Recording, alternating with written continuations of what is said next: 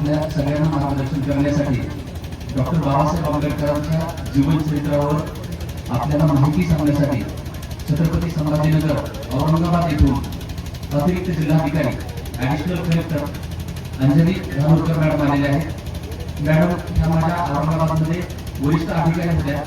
Madam सध्या additional collector आहे, परंतु प्रशासनात काम करीत असताना समाजाशी नियमितपणे त्यांचा संवाद असतो, महिलांशी नियमितपणे संवाद असतो आणि प्रशासनात काम करीत असताना खूप वेगळ्या पद्धतीने मॅडमने काम केले। स्थानिक स्वराज्य संस्थांच्या निवडणुकांमध्ये फक्त महिलांना सोबत घेऊन त्यांनी निवडणुका घेतल्या।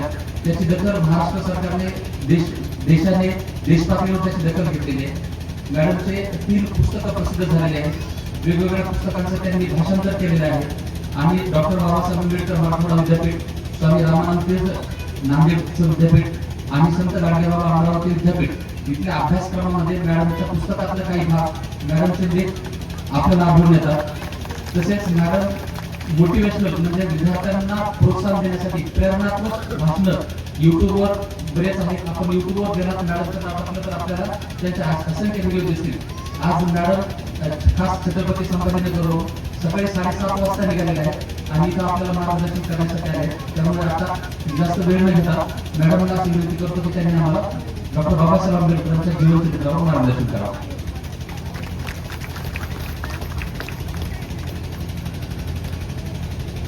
Thank you very much. त्या गीतामध्ये काही शब्द मला नेहमीच लक्षात राहतात। दोनच राजे इथे गाजले कोकण पुण्यभूमीवर, एक त्या रायगडावर, एक चौदार तळ्यावर। आणि पुढे एका ते गीत असंही म्हणतं, शिवरायांच्या हाती तलवार भवानी होती, त्याच भवानी परी भीमाच्या हाती लेखणी होती। तेवढीच धार भीमाच्या लेखणीला सुद्धा होती। या दोन्हीही कोकणमध्ये गाजलेल्या राजांना छत्रपती शिवाजी महाराज आणि महामानव डॉक्टर बाबासाहेब आंबेडकर यांना मी मानाचा मुजरा माझ्या वतीने सादर करते। त्याचबरोबर ज्यांना डॉक्टर बाबासाहेब आंबेडकरांनी आपलं गुरु मानलं होतं आणि ज्यांच्या विचारावर सुद्धा ते चालत गेले आणि ज्यांनी विषमतेचा सगळा आधार व्यक्त करत खूप असे काही निर्णय घेतले, राबवले जे समाजाच्या पूर्णतः विरोधात होते। घर सोडावं लागलं तरी घर सोडलं, पण आपलं ध्येय नाही सोडलं, त्या महात्मा ज्योतिराव फुले। त्यासोबतच ज्यांनी माणगावच्या परिषदेमध्ये बाबासाहेबांबद्दल बोलताना सांगितलं की आता तुम्हाला तुमच्या समाजाचे नेते मिळाले आहेत आणि इतिहास काय झाला बघितला आपण। त्या राजर्षी शाहू महाराजांचे आणि ज्यांच्या शिष्यवृत्तीमुळे बाबासाहेब देश विदेशांमध्ये जाऊन शिकू शकले ते सयाजीराव गायकवाड। या सर्वांना मी नम्रपणे वंदन करते। जिने 2 छत्रपती घडवले त्या राजमाता जिजाऊ, त्याचबरोबर जिने आपल्या पतीला सांगितलं की तुम्ही समाजाचं भलं करा, घराचं सगळं मी बघेन आणि नेत्यांना एकटीनं संसाराचा गाडा ओढला, त्या त्यागशील मूर्ती रमाई। आणि त्यासोबतच पतीची सहचारी म्हणून पतीने जे ध्येय ठरवलं आहे त्याच्यामध्ये पूर्णतः समर्पण करणारी सावित्रीबाई फुले या तिघींना सुद्धा विनम्रपणे अभिवादन करते। आणि आज इथे विचार मंचावर उपस्थित असणारे उपजिल्हाधिकारी महादेव किरवले साहेब, गौरव इंगोले साहेब, मुंडे साहेब आणि किरवले मॅडम या सर्वांना माझा विनम्र नमस्कार आणि इथे उपस्थित असणाऱ्या आपल्या सर्वांना सुद्धा माझा नमस्कार। डॉक्टर बाबासाहेब आंबेडकर यांच्या संदर्भामध्ये सांगण्यासारख्या भरपूर साऱ्या गोष्टी आहेत, पण त्यातल्या काही मोजक्या बाबी मी आपल्यासोबत शेअर करणार आहे। तर 2000 मध्ये एक चित्रपट निघाला होता, काही जणांना कदाचित आठवत असेल। चित्रपटाचं नाव होतं डॉक्टर बाबासाहेब आंबेडकर आणि या चित्रपटाचं दिग्दर्शन केलं होतं जब्बार पटेल यांनी। हा चित्रपट आंतरराष्ट्रीय स्तरावर दाखवण्यात आलेला होता आणि जेव्हा ब्राझीलमध्ये सुद्धा या चित्रपटाचं प्रदर्शन झालं, चित्रपट संपूर्ण संपल्यानंतर दिग्दर्शक जब्बार पटेल यांना ब्राझीलमधील एक महिला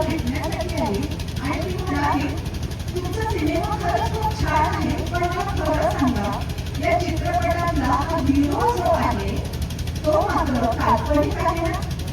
कारण तिला absolutely पटतच नव्हतं एक छोटासा मुलगा ज्याला स्वतःचा गोंधपाठ आणून वर्गाच्या बाहेर बसून शिकावं लागतं, ज्याला समोर माठामध्ये पाणी दिसतं पण पाण्याने व्याकुळ व्हावं लागतं, हा मुलगा देश विदेशामध्ये जाऊन एवढं शिकतो आणि एक वेळ अशी येते की भारताचं संविधान सुद्धा लिहितो हे तिला अजिबात खरं वाटत नव्हतं. म्हणून ती म्हणत होती की या सिनेमातला हा हिरो काल्पनिक आहे का? आणि जेव्हा जब्बार पटेल यांनी असं सांगितलं की काल्पनिक अजिबात नाही, हे डॉक्टर बाबासाहेब आंबेडकर आमच्या देशात खरोखर घडून गेले आहेत, तेव्हा तिच्या डोळ्यामध्ये अक्षरशः आसमानच्या धारा लागल्या. कारण तिला कुठेतरी वेदना जाणवत होती त्या छोट्या मुलाची, केवढा संघर्ष त्याला लहानपणापासून करावा लागला आणि कुठेतरी खूप अभिमान वाटत होता की या अशा परिस्थितीमध्ये संघर्ष करून अतिशय मोठी झेप त्याने घेतली आहे, त्याच्याबद्दल अभिमान वाटावा तेवढा कमी. म्हणून वेदना आणि अभिमान या दोन्हीचाही परिणाम म्हणून तिच्या डोळ्यांमधून अश्रू वाहत होते. हे सगळं बघत असताना खरंच मला आणखी काही इतरांचे काय आपल्या भारताबद्दल काय विचार होते आणि बाबासाहेबांमुळे ते विचार कसे बदलले गेले हे सुद्धा आवश्यक तुम्हाला शेअर करावं वाटतं. जॉर्ज स्ट्रॅचेट नावाचा एक ब्रिटिश अधिकारी होता. अर्थातच ब्रिटिश अधिकारी म्हणून आपल्या भारतावर त्यांना खूप मोठमोठ्या पदांवर काम केलं होतं आणि पदांवर काम केलं म्हणजे काही समाजसेवेसाठी ब्रिटिश लोक आलेले नव्हते, ते राज्य करण्यासाठी आलेले होते. आणि म्हणूनच 25 ते 30 वर्षे या जॉन स्ट्रॅचेट या ब्रिटिश अधिकाऱ्यानं आपल्या भारतावर राज्य केलेलं होतं आणि आता सेवानिवृत्तीनंतर तो ब्रिटनमध्ये परत गेला होता. तिथलं सगळ्यात मोठं विद्यापीठ जे आहे केम्ब्रिज, त्या विद्यापीठामध्ये तो काही भावी अधिकाऱ्यांना प्रशिक्षण देत होता. हे भावी अधिकारी कोण होते? ज्यांना सुद्धा भारतामध्ये जायचं होतं आणि भारतीय लोकांना राज्य करायचं होतं. या लोकांना ट्रेनिंग देत असताना त्यांना 7 लेक्चर्स त्यांना दिले, व्याख्यानमालाच त्यांनी मोठी चालवली आणि त्यामध्ये असं सांगितलं की भारतावर राज्य करणं अजिबात अवघड नाही, कारण भारत हा एक देश नव्हता, एक देश नाही आणि एक देश पुढे कधीही असू शकत नाही. हे असं तो का म्हणाला?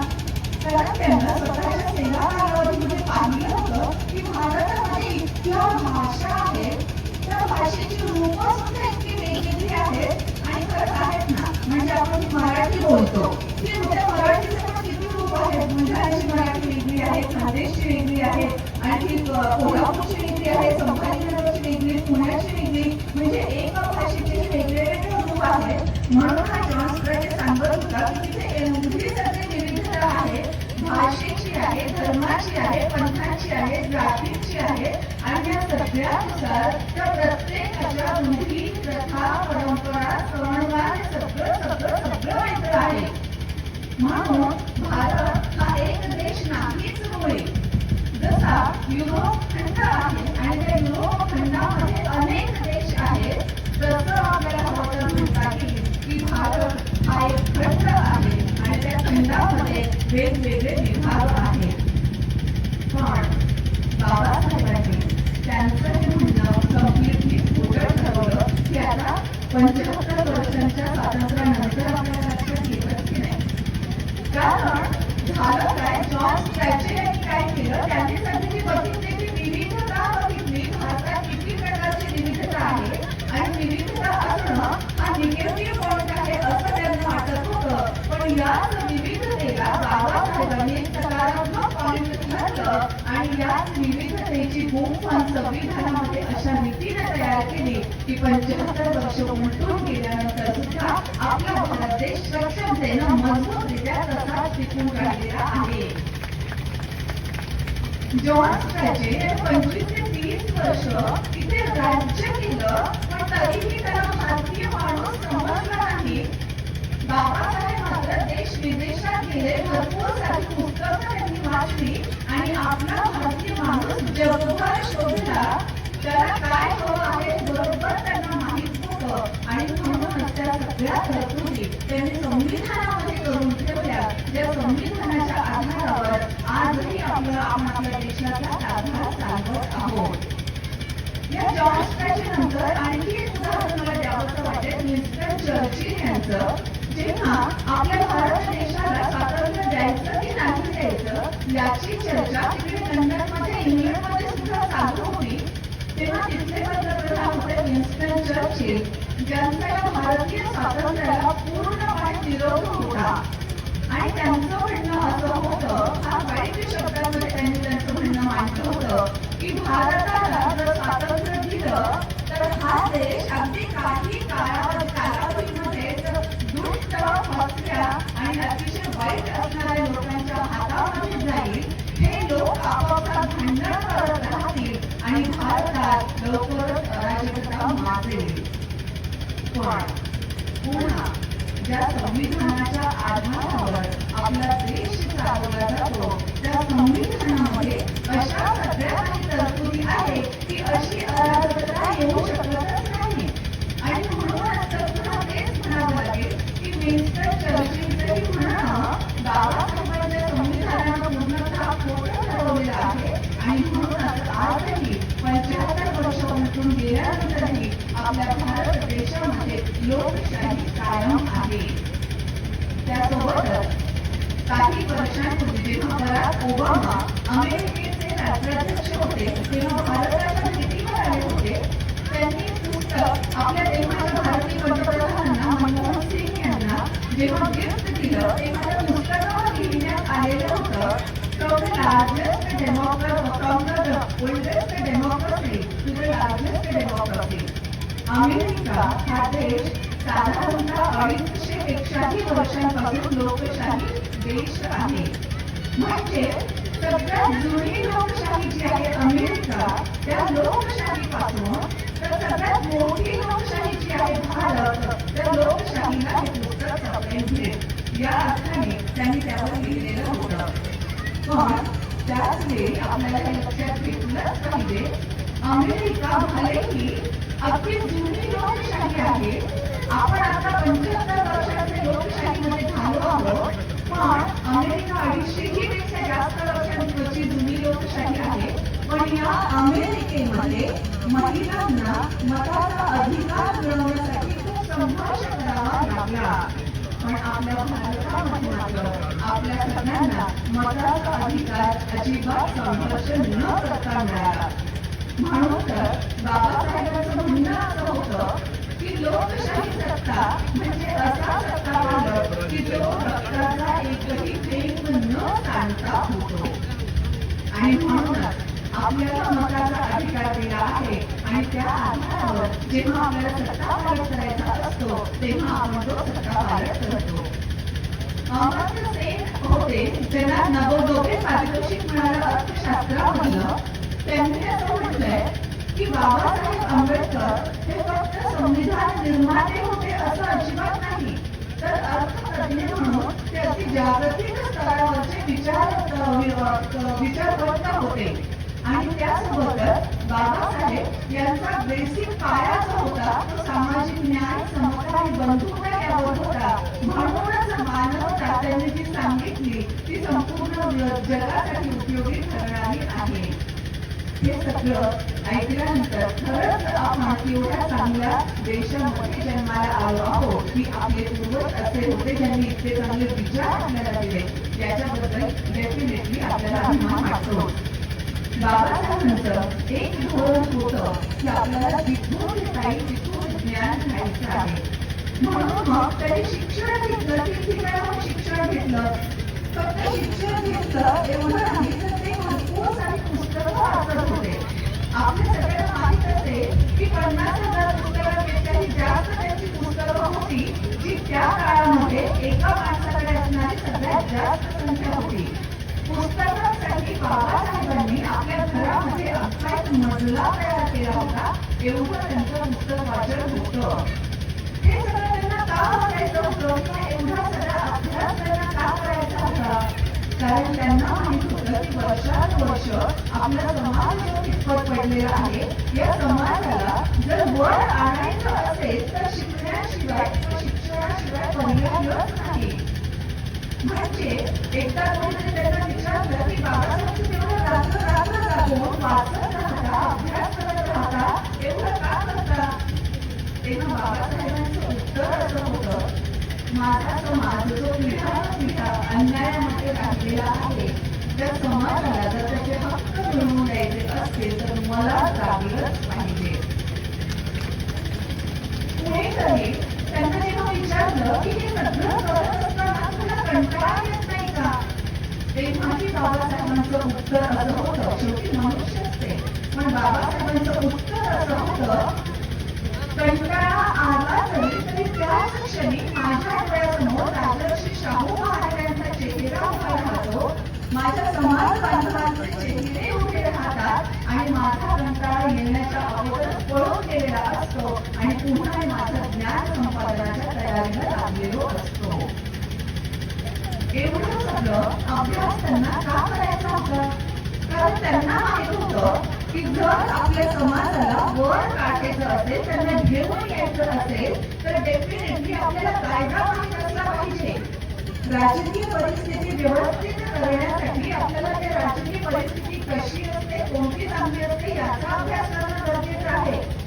मूलभूत तत्व कोणकोणत्या देशामध्ये कशा प्रकारचे आहेत आणि जर आपल्याला सामाजिक न्यायाचं तत्व हा बेस मानायचा असेल तर सामाजिक न्यायाचं तत्व राबवण्यासाठी कुठे कुठे काय काय करण्यात येत आहे याचीही माहिती त्यांना हवी होती आणि त्यामुळे त्यांचा एवढा सगळा अभ्यास चालू होता.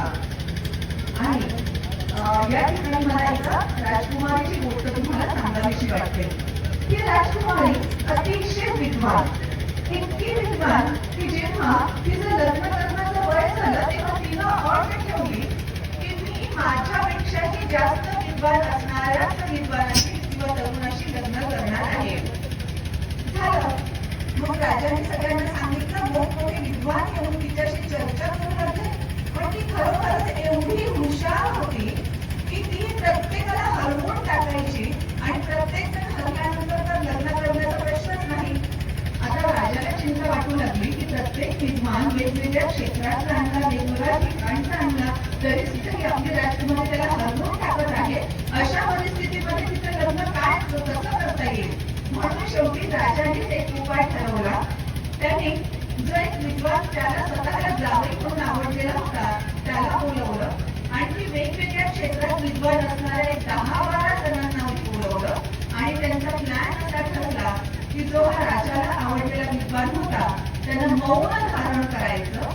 राजकुमारीला सांगितलं जाईल की हा खरा विद्वान आहे जो तुझ्याशी चर्चा करणार आहे, पण तो मौन धारण करणार, त्यानं मौन धारण केलेलं आहे, मौन तो सोडणार नाही.